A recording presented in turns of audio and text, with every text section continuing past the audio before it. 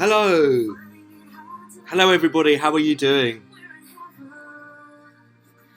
Well, today we are looking at, now that's what I call music 53, which is by any metric over halfway now in terms of time and in terms of numbers. So we are now entering the modern world. We're only about 17 years to go. This volume came out November 2002, so it's still very much early noughties. We've still got an awful lot to get through. Another 47, well no, about another 52 volumes I think. So the same again. Now last time I almost lost the will to live, and I have been doing some soul searching, asking myself various questions like, you know, how many shitty albums do I go through before I just give this up? Or am I going to carry on regardless, even if there's 40 horrible albums to deal with? I don't know. I'm trying not to be prejudiced. Obviously, we all have our musical biases and tastes and stuff. And I make no apology, but I like what I like and I don't like what I don't like. I can't help it. I'm only human. But that said, I am trying to take a higher level overview, which is why I often rely on the stats as well from YouTube, just to see how many other people have been listening to these songs. Every now and then I find some that I like that no one's listened to, or ones that I don't like that have had millions of views, and I do try and reflect that. But generally speaking, it's a bit of a consensus. If I like something, normally other people do as well, because I am just a human being, so I'm not that different to anyone else really. You have matters of age and gender and maybe demographics sometimes. You know, I've sometimes said that American songs don't translate to England. Sometimes English songs don't translate. I've had a few Hispanic ones that maybe don't translate. Some that are maybe meant for young girls that don't translate to older guys. Some that are meant for older guys that don't translate to kids. So it's a real myriad of different styles, different ages, different cultures. What we're looking for are the all-time classics that everyone can relate to. Is this first track one of them? Well, let's look at the stats to get an idea of where we're at. 23 million, so pretty popular, very Euro. The first comment says she has a beautiful voice and face, but she can't dance for shit.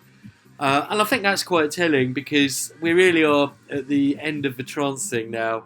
And the fact that it's old Bryan Adams songs, kind of says it all. Now, Bryan himself, he's not been a stranger to this kind of stuff through his work with Chicane. But as I have said more than once, it's going to be very, very hard for me to associate Bryan Adams with electronic music through his own lyrics and his own uncompromising rockist stance over the last 10, 15 years before this, even 20 years. So a leopard can't change its spots. This song kind of works as very, very pop trance. But I think even at the time, people were like saying, this isn't trance, this isn't what trance is all about. So in some ways, R.I.P. trance for this song. But that's not to say it's not a big kind of pop song. It's okay. And I guess it still had some lasting impact.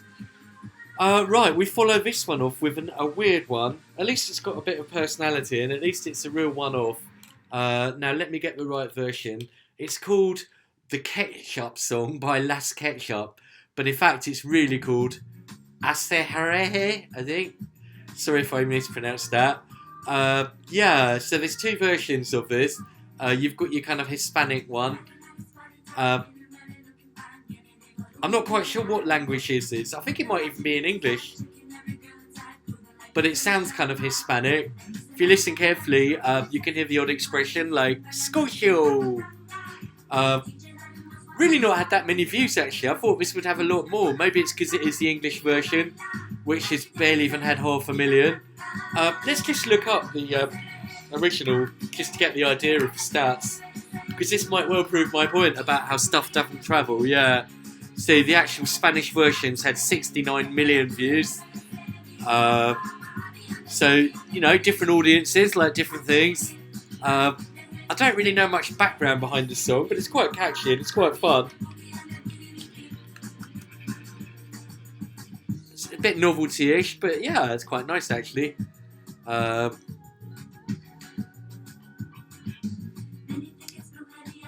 sold 7 million copies worldwide. And they're actually from Andalusia in Spain. 4 siblings. The Munoz family. Anyway, talking of all things Spanish, does this one travel? Enrique Iglesias? Does it really refresh parts of West Yorkshire? It's not too bad for Enrique. I really don't understand how successful he was at this time, because I never met anyone who liked him. So, I don't know. Maybe it's just for the kind of Hispanic-speaking people in Britain. My uncle's going out with a Spanish lady. I wonder if she likes it. Weird lyrics as well. Love to see you cry. It's a bit sadistic, isn't it? Not love to see you smile. Love to see you frolicking around. Love to see you cry. Wow, random. Okay, with Sugar Babes, I was really horrible about Freak Like Me, and I was disappointed because before I hadn't heard it for a while, and I was looking forward to playing it, and I thought it might be quite a good sort of mash-up. And I played it, and it was just horrible. Now, I thought I'd play Round Round a bit earlier, just to kind of refresh my memory, and it actually sounded better than I remembered.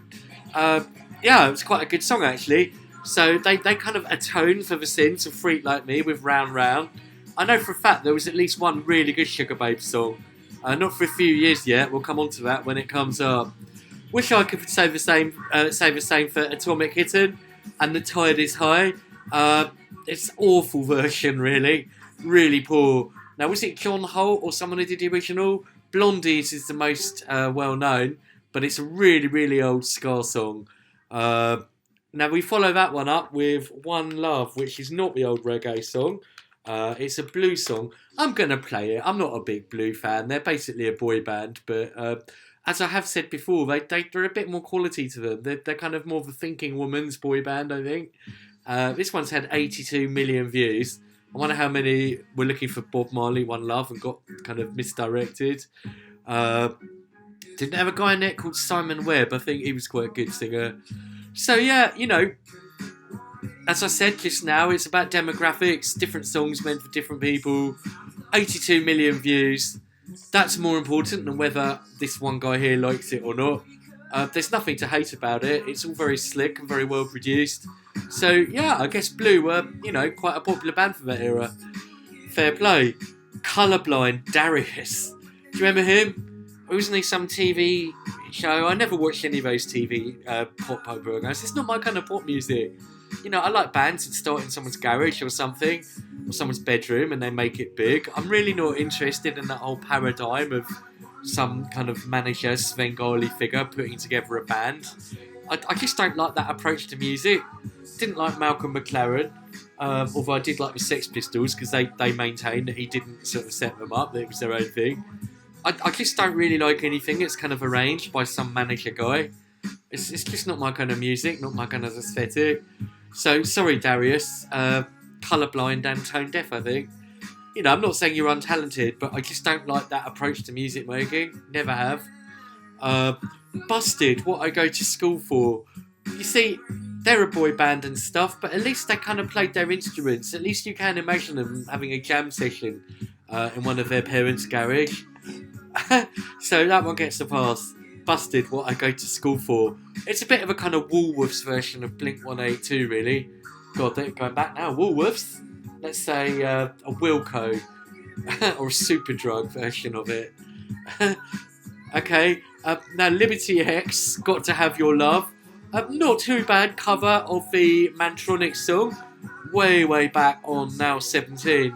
But in fact, sonically, Mantronics is just up there with this one, really.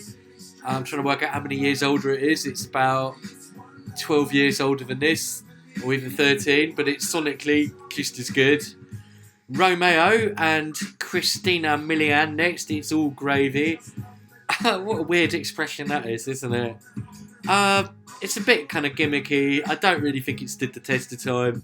If we did an I Love 2002 thing, it might get played, but it's not something anyone's going to listen to. If you swap that 0 and 2 round to make 2020, ain't going to happen, mate. Lumpy gravy. Right, I'm right here, Samantha Mumba. I forget how many songs she had. She's fast shaping up to be the Louise of the noughties. So fair play. Just another song that's kind of classy, it ticks all the boxes, but it's just unmemorable. You can't sing it. Right, weird sample time now. One of my favourite songs of all time. Does this work? Ish, not too bad. See if you can recognise the sample. It's someone totally unknown. I thought it was a kind of muscle abs, but obviously I'm typing in abs and I'm getting abs and bum workout. Abs workout for women. No, what we really want is abs and what you've got. And see if you can spot the sample. Can you work this one out? His real name's Abs Breen. Yep. It's Alfie Madonna, isn't it? Uptown Top Ranking. It's ever so slightly slowed down. Yeah, I guess it's kind of hip-hopified.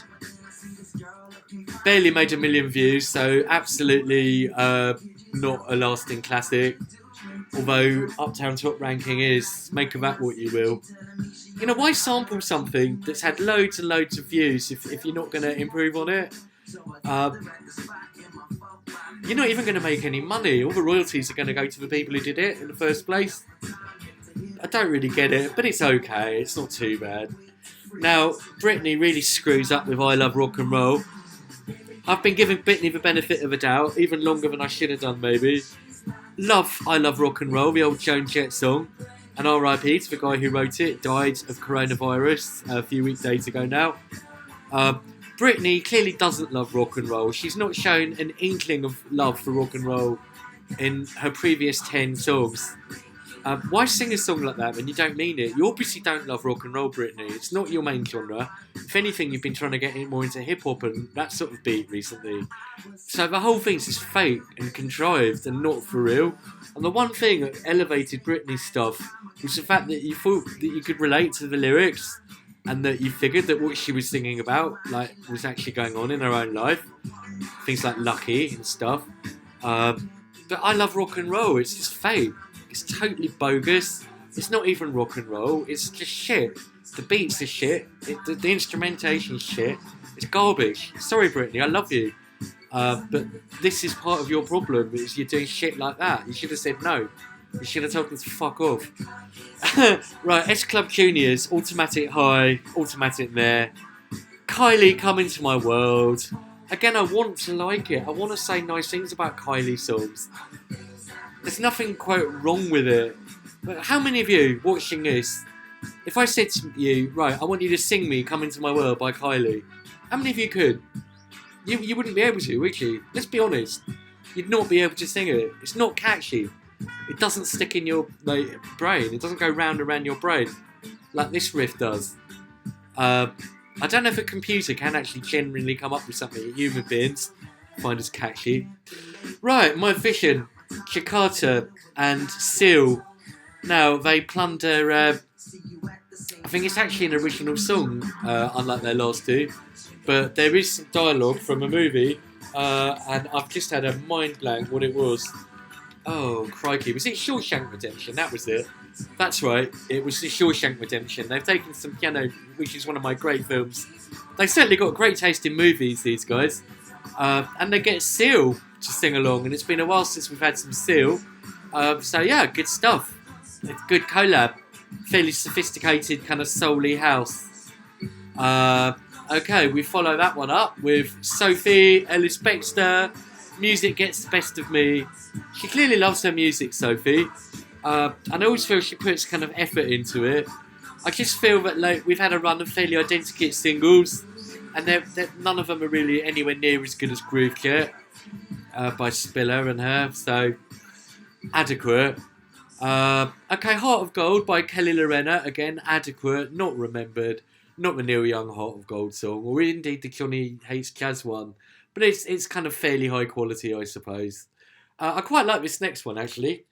This is Milk Inc. and Walk on Water. It's just a little harder, bit more kind of genuinely clubby. They did another good song called In Your Eyes, I think it was. Yeah, this is more kind of Euro. I guess a bit harder. It's still got the vocals and stuff on it. But the beats are just that much harder. So it's relatively good. Yeah, not bad at all. Anyone listening during quarantine? Anyone listening 2020? So yeah, still a few people listening to it. Quite bleepy. Okay, that's Milk Inc. Right, how do you pronounce it? Jan Veen, I think, because the night. There's one that lots of people aren't going to like. I don't mind it actually, because it's another cover that could be seen as quite sacrilegious. It's a Patti Smith song from the late 70s, and Bruce Springsteen also. So in fact, Garbage have done a version of it. Cascada did it a few years later. The Jan Veen one's quite good. He also did a really good version of Mad World. Quite kind of German trancey sort of thing. Lasco are back with Prey. Not quite as good as Something, but not bad. Scooter are back with their inimitable sound. They're the nearest thing you get to kind of happy hardcore, I suppose, on one of these, with the MC guy anyway. And yet again, it's got the KLF influence. They really kind of picked a lot from the KLF, but they did it in their own style. What I mean by they picked it up from the KLF is the conceptual thing of how to have a hit record, based on the manual by Bill Drummond and the Time Lords. Okay, it's time for one of my favourites. Now, I know a lot of people don't like Coldplay. I was talking to someone about this the other day. I never had a problem with Coldplay. I never understood why they're so reviled by some people. Like, apparently, to ensure lockdown, they were blasting it out in a park the other day to make people go home. Why? 201 million views.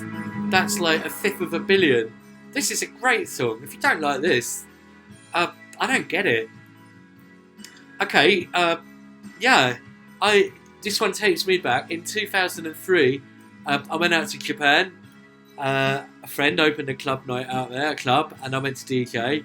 It was like a club in a skyscraper. It was very strange. It was like on the 9th floor or something. And we had a real kind of cosmopolitan group of people. There were a couple of Geordie guys out there. One of them played bass and one sang. And we had a drummer from Australia. And I played keyboards.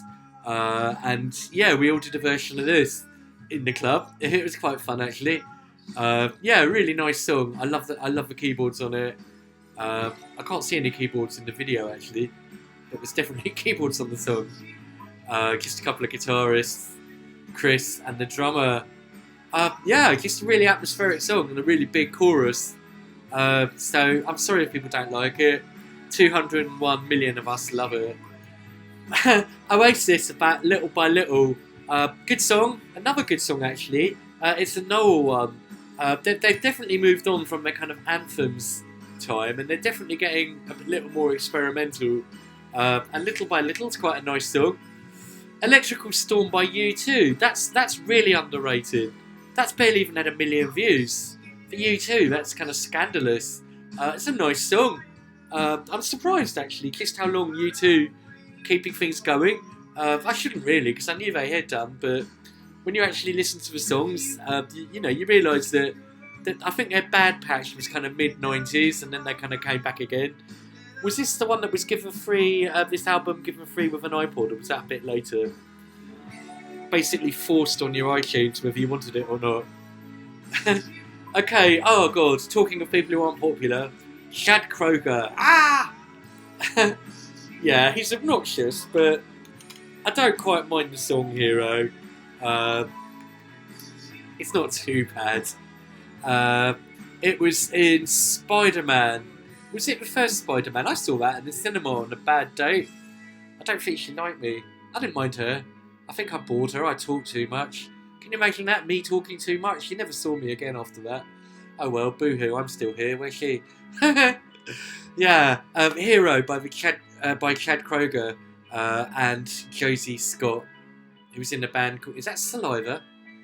Or Sativa? Saliva. Couldn't read it for a moment. Blimey. I think I'd rather have Sativa, to be honest, especially in these days.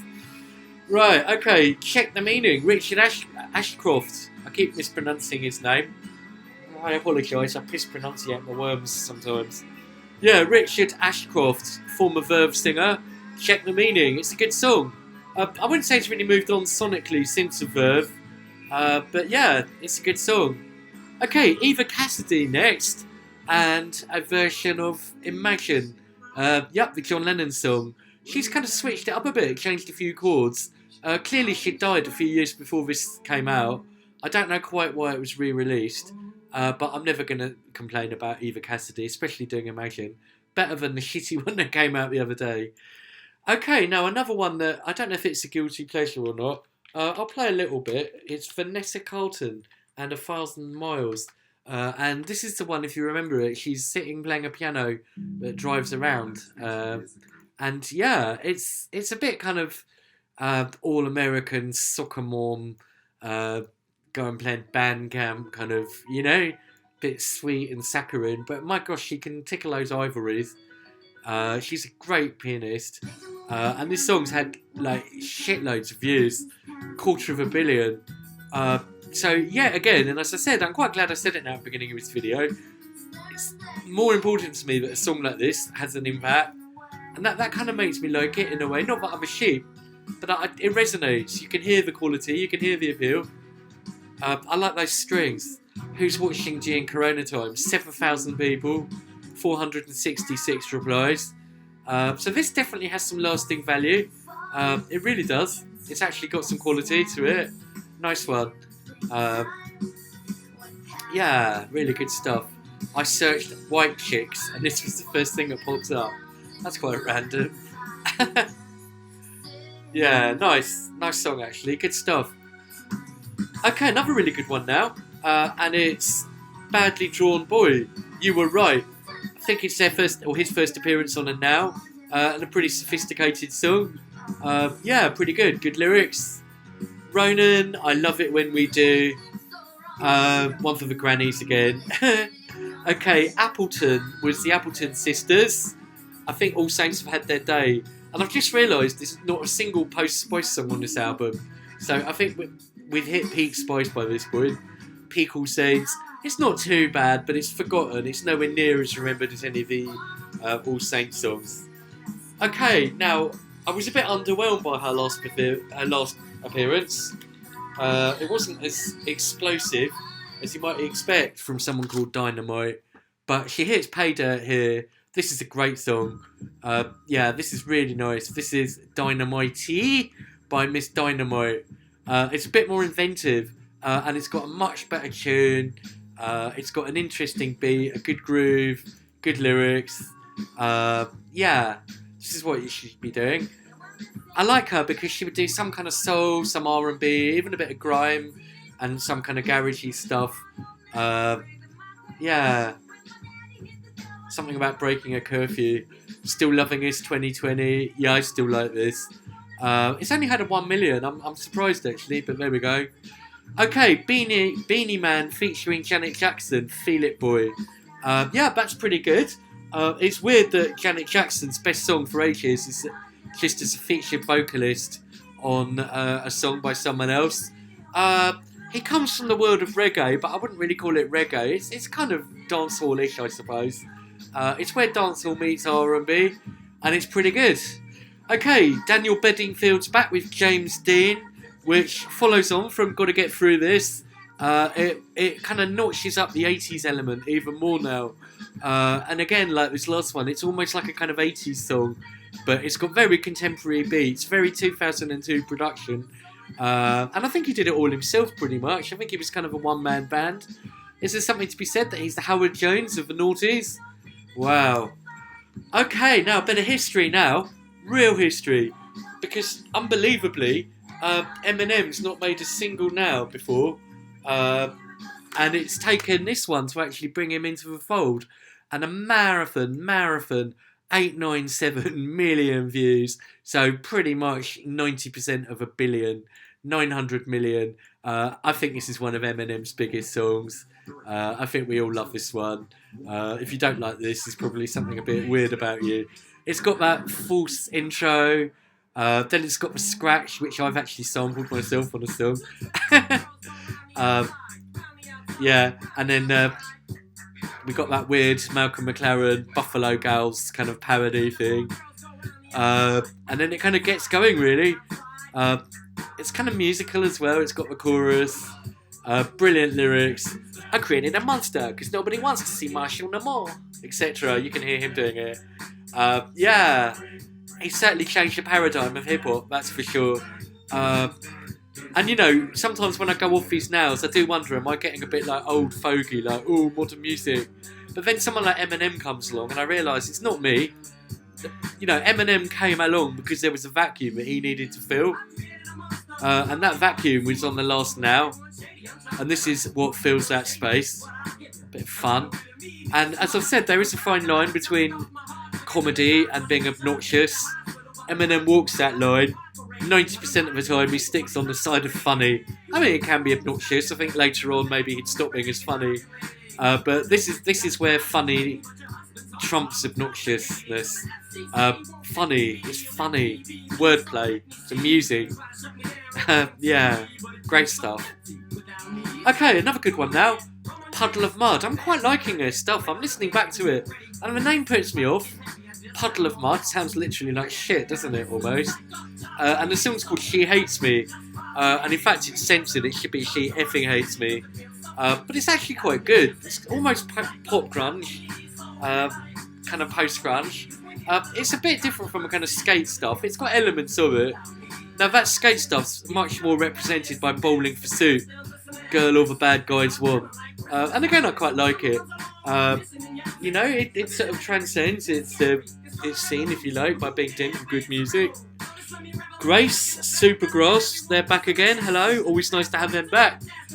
They've moved on a bit. Still the old kind of Supergrass sound, but it's definitely out of the 90s now and well into the noughties. Wow, talking of people coming back, this is one of the most unlikely comebacks. Barely 3 or 4 songs after Eminem, we've got Status Quo. Woo! Jam Side Down. And it's quite good for a Status Quo song, actually. It's semi like their normal sound, but it's kind of a bit different. It's a good song. It's good to see them. Yeah, I quite like that. That brings out my old fogey side. There we go.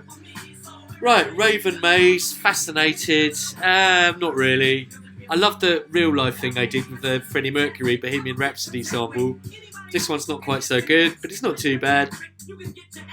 Who Da Funk, that's Shiny Disco Balls, that's a bit more obnoxious. It's not too bad again. It's a bit gimmicky. It's where kind of house music started to get a bit more EDM, a bit Americanised.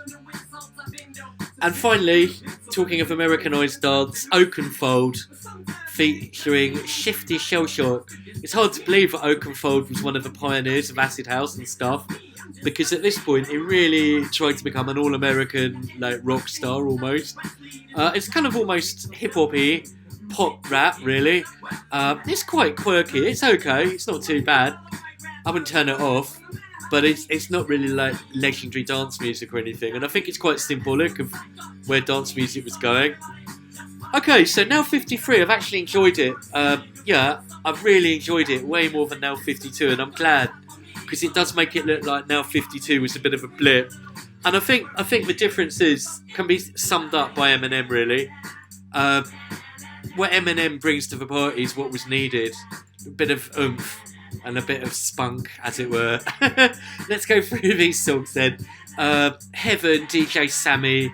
That's where trance started to go shit, really. Las Ketchup, Asarehe, Ketchup Song. Yeah, quite a good novelty song. You bop around to it. Sugar Babes, Round Rounds, not too bad. One Love by Blues, not bad for kind of boy band stuff. I will say Welcome to Busted, not really my thing, but kind of grudging respect. Britney's I Love Rock and Roll's an abomination. It's a good song which she massacres. Then a load of adequate dance ones like Shikata, Milking, Kelly Lorena and stuff. Jan Vane. Takes Coldplay In My Place for a bona fide classic. Oasis Little by Little's good. Hero, it's Chad but it's okay. Imagine Eva Cassidy, good cover. Badly Drawn Boy, You Were Right, that's pretty good. Dynamite, classic. Feel It Boy, Beanie Man, pretty classic. Without Me, Eminem, classic. Puddle of Mud and Bowling for Soup, okay. Supergrass, Grace, okay. And that's about it, really. I suppose Starry-Eyed Surprise and Shiny Disco Balls adequately. So yeah, I got 30 minutes video from it. I quite enjoyed it. Bit threadbare on the all-time classics, but quite listenable. And way better than Now 52. So my faith is restored. See you next time for Now 54 as we move into 2003. Bye everybody.